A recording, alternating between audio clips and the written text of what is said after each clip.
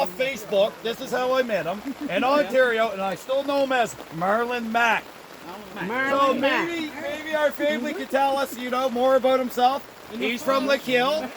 He's off, I believe, Ray Francis's line. Am I correct? Gerald Francis's line. Oh my God! So he's been. Me and you gotta talk. He's been in contact with us for a few years now. Me and you gotta talk. He's now Are you living, gonna kill him? Not at all. I'm just excited. With his go. girlfriend or wife? Yep.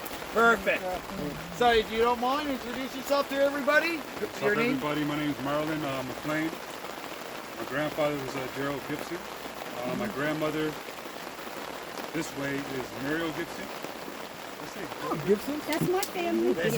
Keep going. Keep My going. grandmother's not. My great aunt. Your grandmother's See? This is the importance of explaining your lineage. I know Veronica and Mitchell. You know Mitchell? Yeah. Yeah. So Mitchell's father and Veronica's mother and my father is brother and sister.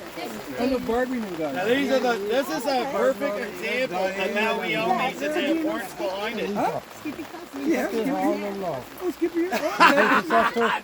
She did stuff to everybody. She looked familiar, but I wasn't sure. Sit down. And this is the point of reconnected families from Maui onlys, and this is a blessing. So just like you did, guys, just notice that your family, just like that. So Well, welcome, family. wrapping it up. Yeah, no, we got here late. No worries. We got late. No worries, Mike. The main thing is you came. I thought the rain was going to die down. I was just looking for you. So let him go around and introduce himself to each person. So When go you come ahead, to me- everybody. If you don't mind, just tell Marlon your name. You know what Of I'm gonna course. say, aren't you? Yeah, Mom wants an introduction, so we'll just go around the circle. Let's welcome Marlon. Merlin. I'm so bad. That's just like the poker machine game. Merlin. So, Merlin, we're starting with telling you Paris. Correct. Right, Lee? Lee Francis. Yeah, we're connected back there. Your cousin. Nelson Francis Jr. Laura Francis, his wife. Oh, you definitely had that Jr. in there. Darnell, speak up there back there, Limestone. Miller, he said. Give me a name. Kelly, tell him a little bit. Your branch from Lakill. Uh-oh. Where's your mother? Roseanne Cromwell. My grandmother's Dicey Cromwell. Or most people know her as Diane. My grandfather's Bobby Francis. I'll be honest, I don't really know a whole lot about Lakill. I've been there like once when I was young, once or twice with my mom. But other than that, I know my grandfather's people all come from there. Right? Welcome home. Welcome home. I just want you to know, I was like right next door to your people. So when you come to Lakill, you come to 150 West Dalhousie Road. You know what's funny? I told these guys this the other day, but I was going to the country store. I'm like, which way do I go? They go West House. So I went down the street, but I didn't see nobody outside. So I just, Baby, I'm going to tell you, I'm the one that you'll probably be seeing out there. God, you come on by. No, you come on by anytime. You can bring the family. Come by. Because you know what? Oh my, we were all connected. Okay, Unfortunately, Evelina, somebody has give passed. your name. So, buddy, welcome to the Circle family. Find a seat. There's fine pop. Wait a minute. Hold it. My fault. At a meeting, Evelina? Go ahead, El. Tell your name. Evelina Francis. Yep. You give your name. Okay, your turn. I'm Hilda Curry. I would be from the Curry clan, which would be the Bailey clan. I am Dustin's mother, Chief Linda.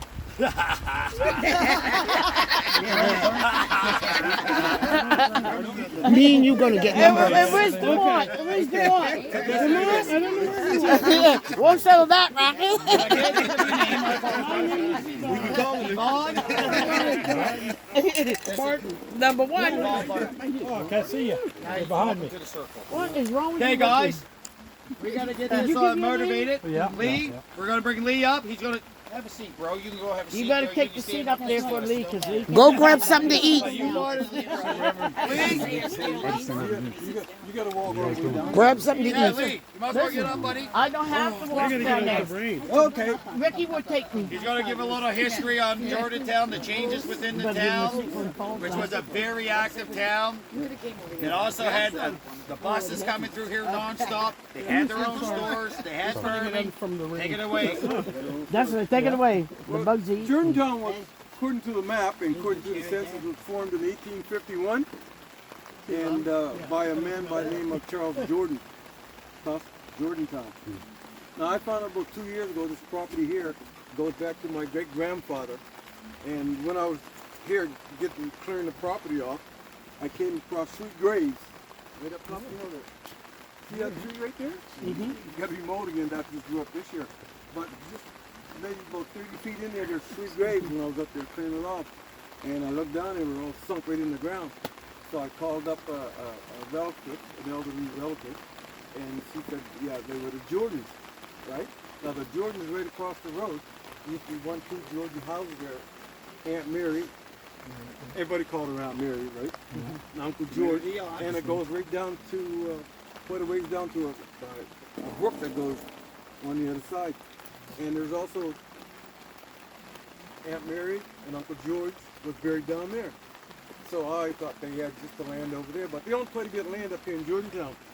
So when I came across those graves and this relative was telling me about it, I said, well, that kind of makes sense. Jordantown, they must have owned a lot of land up here.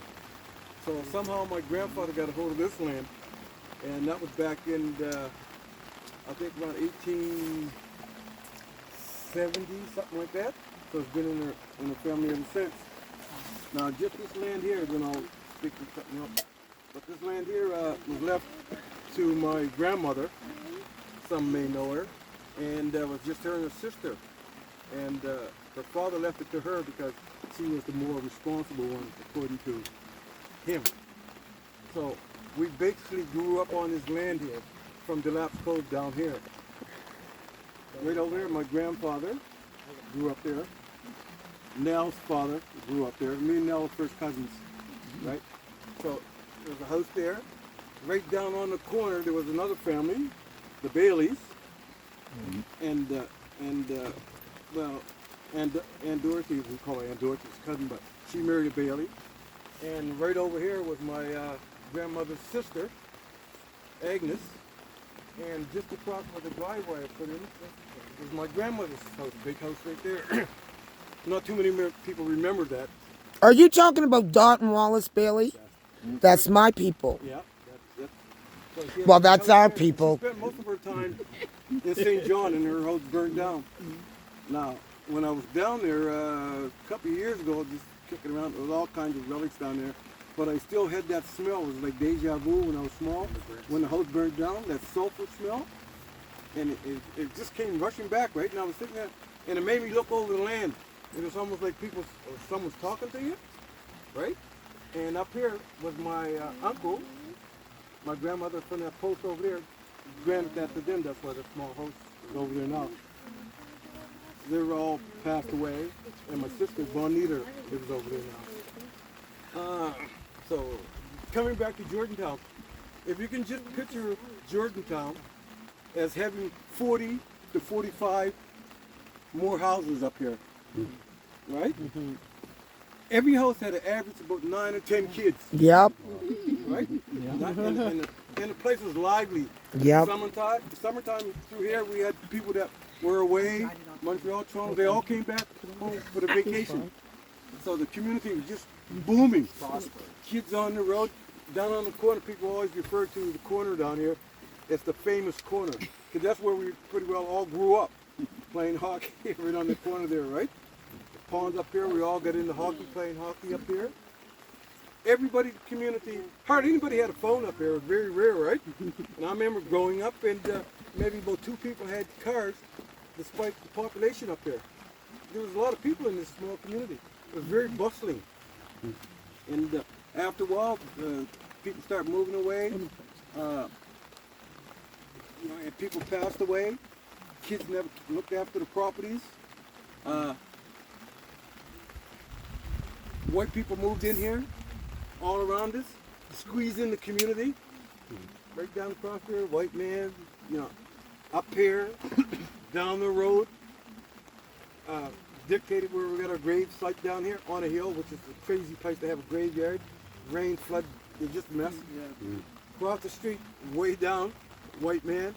So they just bought land up. And our community just kept dying and dying and dying and dying. So along come a group out of this community. I'm not picking on them, but they came up with this concept. We want reparation. We want this for how we were treated, blah, blah, blah. So the answer to it was, let's have a center. Let's have a center, right? I'm going to throw that in, you know, negative or not. And I don't speak of it very much, but I'm just giving you the full picture from my perspective. They want a center over there that serves no purpose, right? Just to feed a few egos in the community. Never really consulted them people for nothing. Nothing. So how can you say it's a community center when you're not consulted, right? You ask questions, you ask blah, blah, blah, you get no answers. Now, a few years ago, I won't give names, but myself and about 7 of us that live in Halifax were called to, asked if we would come to a meeting for feedback. And my background is in community development. So, and I'm looking at the population base here, right? I'm looking at the employment. I'm looking at the educational aspect of it, housing. So I said, well, a multi-million-dollar building, how is it going to sustain itself? Then later on, I'll find out in the agreement, because they got the land from the government for $1, sitting over in the middle of the woods it's not even part of the community. It's over in the Occasionville, right? Right. And anyhow, so I had a group together, and we asked for 1.5 million. And out of that one, what we were going to do, we were going to go to Scotia Homes, and I had somebody I knew worked there, and we were going to get 8 to 10 homes put up into the community here, and then allow people to have their own homes, keep the mortgage rates low, set up a community base whereby the community owns the home. They were like the mortgagor. They would have been the banker. And so I said, well, and on top of that, I said the house will be paid for from the fund. Each month they make a mortgage payment, it goes into the community fund. If someone's in dire needs or have, you know, whatever, then we have a certain guidelines or criteria put into place whereby they could apply. And we also had, we were going to set up an employment thing. We were looking at what use we have in the area. Because if you come here and you want to get some work done, like excavation, you can't get no one. You can't get no one to Digby. Or they put you on the way. And I said, we'll look at that. And I said, I got a guy already in place now that will step up and take over the program because he was a master excavator. And he had all the experience that you need. And I said the other part would be the housing, the employment, and the education. I said anybody that moved back into the community, for say if they had children wanted to go to community college or they want to go to university, we'd help pay for that as long as they're living. Because they have what they call the Shepard Fund outside of Halifax. A guy left a bunch of money. Anybody moved into the community and build a house, they would take care of the kids' education. And I said we'll have that. So anyhow, we sounds good. So they had I was talking to a certain individual, and he said, yeah, we're having a meeting on Saturday. You can come down and present it to the group. So because in between that, I had people call, even from Montreal, was calling after